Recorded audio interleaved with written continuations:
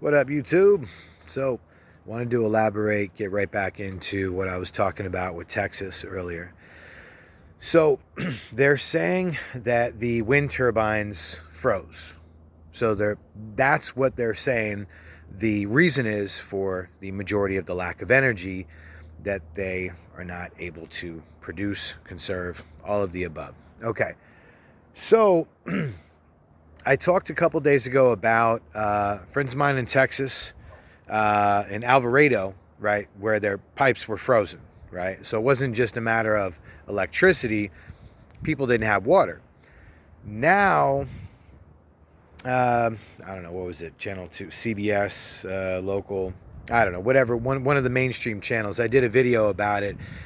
They said that the entire Fort Worth area, or excuse me, not the entire, but almost the entire Fort Worth area, they have to boil their water before they cook with it and before they drink that water.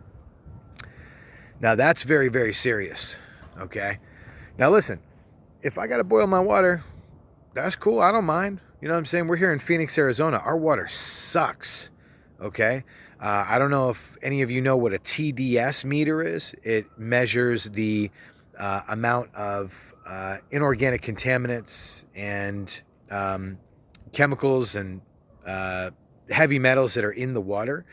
A lot of people don't know 100% of our water here in the United States is absolutely recycled in Arizona. You know, and as far as look up a documentary called Gasland, it shows how back in the Bush administration, how fracking actually contaminated 30 different states in the United States water. So is it serious? Absolutely. Yes, it's a very serious issue. But to see the fact that now Texas is in a situation where they're literally trying to keep a heads up and look around and say, okay, well, what's next? What do we do now? You know, well, what you do now is try to stock up on bottled water. For those of you who can't go out, which is a majority of the population in the state of Texas, the roads are so slippery. There's literally so much ice on the roads. And because the temperature is like 10 degrees, give or take, you know what I'm saying? You can't drive anywhere. You can't go anywhere. I mean, people don't even really want to even drive to the store. You know what I'm saying? And not everybody's got, you know, a diesel backup generator, you know, for heat. I would encourage everyone in that area, you know, if you have a means of transportation where you feel confident and your tires are in decent condition, or you can drive really slow to where it's really close by, or you know someone, better yet, that has chains, they can put chains on their tires, even better. Four-wheel drive, just as even better. But if you can get to the store, definitely stock up on batteries, flashlight, candles. If you live near, you know, a Walmart, you know, go get yourself some Coleman, some propane canisters, propane stuff. See, the thing is, in situations like this, what happens is the amount of stock that store has, they sell out real quick. They sell out real quick because they are only supplied so much for the amount of demand that they have, versus for people being prepared in advance, they already have those measures in place. You see? That's why it's always good to have a plan. Always good to have backups, right? Some of us, we're tight on money. Some of us, we can't afford it, but we can afford some of the basics. You know, think about, for example, if the power goes out, how are you going to cook your food? You got a barbecue grill? Okay, cool. Well, if it's 10 degrees outside, are you going to be barbecuing outside? Are you going to be barbecuing in your garage, underneath your carport, on your patio? Obviously, you can't put the barbecue grill inside, right? So I'm saying, how are you going to boil your water, right?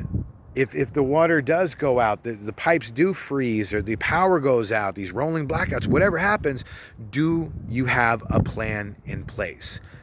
Now, listen, I don't mean to be preaching to the choir. I'm just telling y'all what's really going down, because I myself have been making preparations for emergency situations. Okay, what am I going to cook? Rice, beans?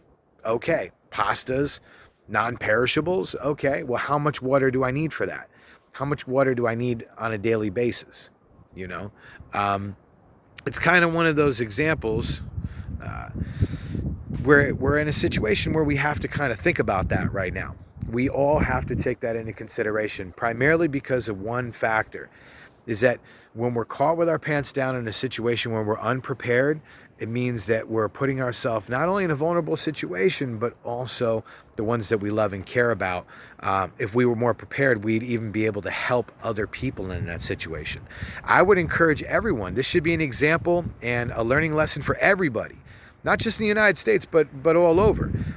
If you don't have at least 50 gallons of water, 50 to 100 gallons of water, you get those 5-gallon containers. Fill up like 10 of them, 20 of them. That's it. You're good. Put them in the garage, put them in the storage, put them behind your couch, in your living room. If you live in an apartment and you don't have room to store it, whatever. Do whatever you got to do.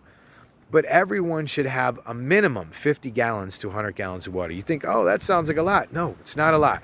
Trust me, in an emergency situation for a couple people, that amount of wood cooking, bathing, obviously, which wouldn't be that much of a priority. It'd more be about drinking water, using water to cook your food. That could be gone in a matter of weeks. It could be gone in a matter of days. I mean, depending on how many people that you're helping, whether it's family, friends, and people are merging together in an emergency situation.